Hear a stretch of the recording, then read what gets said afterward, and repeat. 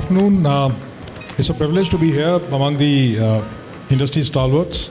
And my discussion is limited to my experience because we are primarily from telecom and IT accessories business. If I go back in 30 years, so we have worked as a trading company, then turned over to working as a brand, and worked with a lot of EMS companies in India. We were the first ones to start working with EMS companies, and then lately, a few years ago, we also started our own manufacturing unit. What is the question, sir? In manufacturing, what are the points you want to say in your experience in manufacturing? I think very important points have been covered by Mr. Marwa and Mr. Singh. My experience says we are in a very, very amazing time at the moment.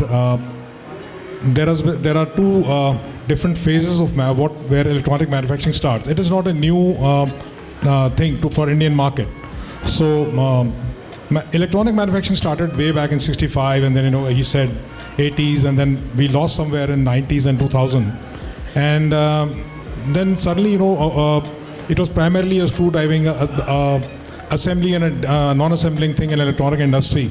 Primarily, serious manufacturing or R&D was not happening as of then. Then comes a time when 2014, and the government of India says, I'm quoting the Honorable Prime Minister. He says, "Make in India," but "Make in India" is not a slogan. It is a movement.